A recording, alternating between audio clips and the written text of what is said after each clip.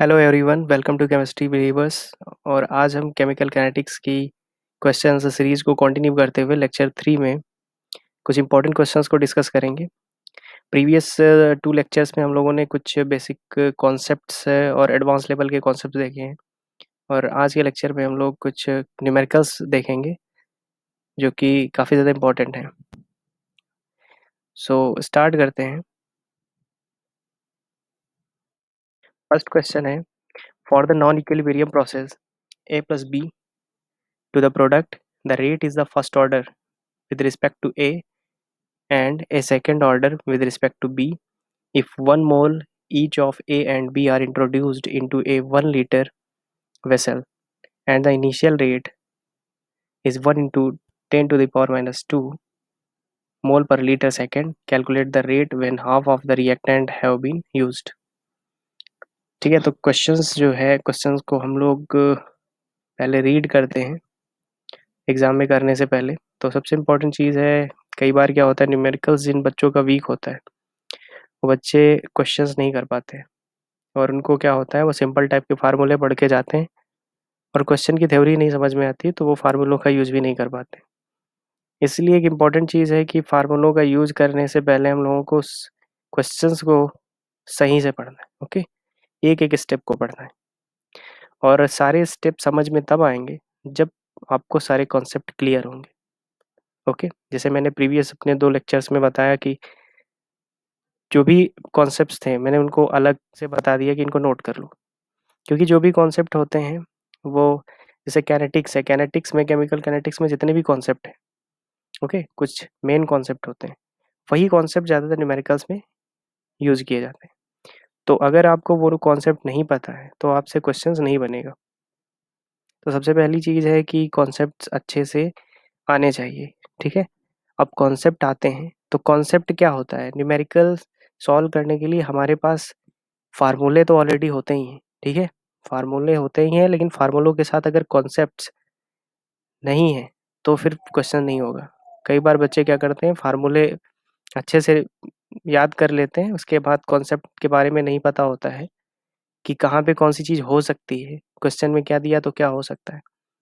वो बच्चे न्यूमेरिकल्स नहीं बना पाते, कुछ बन जाते हैं, कुछ एक नहीं बनते। तो इस चीज़ को हम यहाँ पे भी जितने न्यूमेरिकल्स हैं हम बताएंगे कि कैसे उसमें कॉन्सेप्ट हैं, और उन कॉन्सेप्ट को कैसे आप लोगों को देखना है कि क्वेश्चन में कौन कौन से कॉन्सेप्ट आते हैं, उन कॉन्सेप्ट को सीखना है। ओके, अगर आप 100 क्वेश्चन लेके उनके कॉन्सेप्ट अगर नोट डाउन करते रहे, कैनेटिक्स के 100 क्वेश्चंस उठा लीजिए जो प्रीवियस ईयर में आए वही ले लीजिए, तो उनसे जितने भी कॉन्सेप्ट बन रहे हैं अगर उनको आप एक जगह पे लिख लेंगे तो आपको उसके बाद आने वाले जितने भी न्यूमेरिकल्स होंगे प्रॉब्लम नहीं होगी। 100% जो है सारे क्वेश्चन हो जाएंगे, थ्योरी भी समझ में आएगी और सारी प्रॉब्लम जो है ईजी हो जाएगी। तो देखते हैं इस क्वेश्चन में क्या है, कौन सी चीज़ है, कौन सा फार्मूला लगना है, क्या कॉन्सेप्ट है। तो सबसे पहले दिया गया है for the non equilibrium process. तो सबसे पहले वर्ड में ही यूज़ किया गया नॉन इक्विलिब्रियम। तो जिन बच्चों को पता है कि इक्विलिब्रियम क्या होता है वो जान जाएंगे कि नॉन इक्विलिब्रियम क्या होता है, जहाँ पे रिएक्शन हमारी रिवर्सिबल रिएक्शन होती है। ओके, तो वहाँ पे हम कहते हैं इक्विलिब्रियम प्रोसेस। ठीक है, जहाँ पे रिवर्सिबल रिएक्शन की बात करते हैं वहाँ इक्विलिब्रियम प्रोसेस की बात करते हैं। यहाँ पे ऐसा कुछ नहीं, ये नॉन इक्विलिब्रियम प्रोसेस है, जहाँ पे प्रोडक्ट तो बनेगा फिर प्रोडक्ट रिएक्टेंट में वापस नहीं आएगा। ठीक है, तो पहला कॉन्सेप्ट यहाँ पे हो गया। दूसरा, the rate is first order. Rate जो है वो फर्स्ट ऑर्डर, अब इसको नोट कर लो, फर्स्ट ऑर्डर। इसके अब फर्स्ट ऑर्डर समझ गए ना, तो यहीं से क्वेश्चन बनेगा। ठीक है, कि फर्स्ट ऑर्डर का ही जो कुछ लगना है सब लगेगा, बाकी फार्मूले साइड में कर दो। With respect to A and second with respect to B. ठीक है, तो फर्स्ट ऑर्डर है से ए के रिस्पेक्ट में एंड सेकेंड ऑर्डर है विद रिस्पेक्ट टू बी। तो ए के लिए हमको फर्स्ट ऑर्डर का कॉन्सेप्ट लगाना है और बी के लिए सेकेंड ऑर्डर का। ठीक है, if 1 mole of each, if 1 mole each of A and B are introduced into 1 liter vessel। Okay, दोनों का कंसंट्रेशन 1 मोल लिया गया है। ठीक है, हमारा जो A है वो 1 ml मोल है, और B है वो भी 1 मोल है। ठीक है, 1 लीटर वेसल में लिया गया। 1 लीटर वेसल का मतलब वॉल्यूम है उस वेसल का। ठीक है, अब यहाँ पे क्या कॉन्सेप्ट मिलेगा, तो सबसे पहला नॉन इक्विलिब्रियम प्रोसेस का कॉन्सेप्ट इसमें है। ठीक है, उसके बाद में यहाँ पे कहा गया है कि उसमें ए और बी, एक फर्स्ट ऑर्डर है एक सेकंड ऑर्डर है। तो पहले फर्स्ट ऑर्डर का काम करना है, सेकंड में सेकंड ऑर्डर के बारे में जो कुछ पता है उसको यूज़ करना है। उसके बाद में कहा गया है ए और बी का जो मोल है वो एक एक मोल दोनों का लिया गया है, ठीक है। तो ये चीज़ हो गया 1 लीटर वेसल में, ठीक। तो अब हमको एक चीज़ यहाँ से समझनी, इफ़ के बाद का भी जितना टर्म लिखा है, if 1 mole each of A and B are introduce into a 1 litre vessel, 1 mole A और बी को हम 1 लीटर वेसल में लिखते हैं, ठीक है। तो अगर आप लोगों ने कैनेटिक्स के लेक्चर्स देख रखे हैं हमारे प्रीवियस, तो वहाँ पे मैंने यूनिट्स के बारे में बताया, ठीक है। बताया था कि यूनिट्स का काफ़ी ज़्यादा यूज़ होता है। तो जो कंसंट्रेशन होता है, वो कंसंट्रेशन की जो मेन यूनिट होती है वो क्या होती है, मोल पर लीटर, ओके। तो अगर हमको पता है 1 मोल 1 लीटर में है, तो ए का कंसंट्रेशन क्या हो जाएगा, 1 मोल पर लीटर, ओके। तो इस क्वेश्चन में देखो क्या कॉन्सेप्ट यूज किया है। पहला क्वेश्चन तो यही है कि हमको कंसंट्रेशन इसको बनाना पड़ेगा, ए और बी को कंसंट्रेशन बनाना पड़ेगा, ठीक है। उसके बाद में क्वेश्चन सॉल्व करेंगे। तो सबसे पहले यहाँ पे मोल को मोल पर लीटर होता है, इसलिए यहाँ पे मोल लिया है, और पर लीटर 1 लीटर। अगर यहाँ पे 2 लीटर होता तो क्या होता, तो हमको मोल पर लीटर में कैलकुलेट करना था, तो जो भी होता उसका बाई 2 हो जाता है, ठीक है। तो यहाँ से हमको कंसंट्रेशन पहले कैलकुलेट करना है, ठीक है। चलो कैलकुलेट कर लेते हैं। 1 मोल पर लीटर का जो कंसंट्रेशन हो क्या हो जाएगा, 1 मोल पर लीटर हो जाएगा, ओके। बी का भी वही होगा, ठीक है, क्योंकि दोनों का 1 1 मोल है और 1 लीटर में। इनिशियल रेट दे रखा है। इनिशियल रेट क्या होता है, इनिशियल रेट का मतलब होता है जो स्टार्टिंग में रिएक्शन हो रही है उस टाइम का रेट, ठीक है। तो इनिशियल रेट दे रखा है 1 × 10⁻² मोल पर लीटर सेकेंड। कैलकुलेट करना है when the half of the reactant have been used, ठीक है, जब आधा रिएक्टेंट यूज हो जाए, ठीक है, तब का रेट कैलकुलेट करना है। तो अब देखते हैं इस क्वेश्चन में हमने कौन से क्वेश्चन में जो भी कॉन्सेप्ट बने उनको देखा, ठीक है। अगर आपको इतनी इन्फॉर्मेशन पता हो जाएगी क्वेश्चन की, तब आपसे क्वेश्चन बनेगा, नहीं फिर बन भी सकता है और ज़्यादातर चांसेस है नहीं बनेगा, ठीक है। इसलिए जो भी कॉन्सेप्ट्स अगर आप नहीं सीख रहे हैं कंटिन्यू, ठीक है, तो अच्छे क्वेश्चन नहीं बनेंगे, ठीक है। बाकी सिंपल टाइम के जो फार्मूला बेस्ड क्वेश्चन होते हैं वो हो जाएंगे। तो रेट का जो हम एक्सप्रेशन लिखते हैं नॉर्मली, वो क्या लिखते हैं, रेट इज इक्वल टू के, जो भी यहाँ पे रिएक्टेंट होता है और उसकी पावर में क्या होता है, ऑर्डर ऑफ रिएक्शन होता है।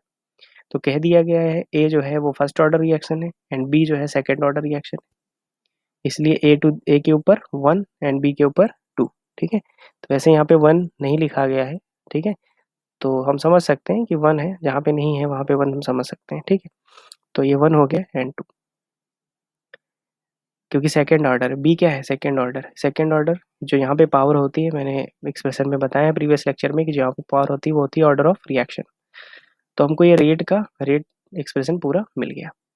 रेट यहाँ पे दे रखा है 1 × 10⁻²मोल पर लीटर सेकेंड, ठीक है। ये दे रखा है रेट, इनिशियल रेट यहाँ पे रख देंगे। ए की कंसंट्रेशन यहाँ से कैलकुलेट किया, ठीक है, यहाँ से क्या आया था 1 मोल पर लीटर, ठीक है। ठीक है, मोल पर लीटर होती है यूनिट, ठीक है, तो याद रखना इसको कि मोल पर लीटर जो है यूनिट होती है। तो यहाँ पे हम इसकी यूनिट जो है मोल पर लीटर लेके इसको सॉल्व करेंगे, तो यहाँ आएगा 1 mole of concentration of A and 1 mole of concentration of B. दोनों को यहाँ पे पुट करेंगे, ऑर्डर ऊपर पावर में है ही, इसको सॉल्व करेंगे। यहाँ से जो रेट कांस्टेंट कैलकुलेट होके आएगा वो किस यूनिट में आएगा, देखो जिस यूनिट में हम लोग फार्मूला यूज करते हैं, ठीक है, या जिस यूनिट में हमको गिवन होता है डेटा, ठीक है, या फिर जिस यूनिट में हमको आंसर देने के लिए कहता है, ठीक है, एग्जाम में, उस यूनिट में हम लोग कैलकुलेट करेंगे। तो सबसे पहली चीज यूनिट का देखो सबसे ज्यादा इंपॉर्टेंस होता है न्यूमेरिकल्स में। यूनिट की वजह से ही क्वेश्चन गलत भी हो जाते हैं कई बार। तो यूनिट के लिए हमको क्या देखना पड़ता है, सबसे पहले देखो कि जो डेटा दिए हैं वो किस यूनिट में दिए हैं। यहाँ पे सेकंड में दिया है तो हम सेकंड में ही आंसर को निकालेंगे, ओके। यहाँ पे देखो, यहाँ पे सेकंड में दे रखा है, इस जगह पे ये सेकंड में दे रखा है, ठीक है। तो हमारा जो आंसर आ रहा है वो भी किस में आ रहा है, सेकंड में आ रहा है। यहाँ पे ना तो मिनट में आया है ना तो ये हॉर्स में आया है, ठीक है। तो ये सेकंड में आया है, तो जहाँ भी सेकंड है वहाँ पे सेकंड है, ठीक है। तो ये चीज़ काफ़ी इंपॉर्टेंट है कि यूनिट का काफ़ी ध्यान रखना है, ठीक है, कि यहाँ पे सेकंड में दिया है हम यहाँ पे मिनट में कैलकुलेट कर दें, या यहाँ पे मिनट में दिया हम यहाँ पे सेकंड में कैलकुलेट कर दें, ठीक है, तो गलत हो जाएगा। तो यहाँ पे देखना है कि 10⁻², इज इक्वल टू के 1 × 1 टू द पावर 2, के इज इक्वल टू, यहाँ से आ जाएगा 10⁻² litre square mole to the power -1 in second inverse, ये आ जाएगा रेट कांस्टेंट, ठीक है। ये क्या आ जाएगा, रेट कांस्टेंट। ठीक है, अब यहाँ से हमको क्या देखना है, सेकेंड रेट कैलकुलेट करना है। पहला हमारा रेट कैलकुलेट हो गया, ठीक है, यहाँ पे कंसंट्रेशन क्या था, 1 और 1। फिर क्वेश्चन का आधा पार्ट हम देखते हैं यहाँ पे, ये है, ठीक है, यहाँ से कह रहा है वहां तक जो इन्फॉर्मेशन थी वो हम लोगों ने यहाँ तक सॉल्व कर ली, लेकिन इस वाली इन्फॉर्मेशन को हम सॉल्व करेंगे इसके आगे। तो calculate the rate when half of the reactant have been used. Rate तब निकालनी है जब आधा कंसंट्रेशन यूज हो जाता है। तो कंसंट्रेशन ए का क्या था, 1 था, तो इसका हाफ कंसंट्रेशन क्या हो जाएगा, 1/2 या फिर 0.5 इसको कहें। बी का भी कंसंट्रेशन 1 है, इसका हाफ यूज हो जाएगा तो बचेगा कितना, 0.5। तो यहाँ पे क्या हो जाएगा, यहाँ पे हो जाएगा रेट कांस्टेंट। देखो 10 टू द पावर जो रखा गया है, ठीक है, ये क्या है, रेट कांस्टेंट, जो कि यहाँ पे अभी कैलकुलेटेड।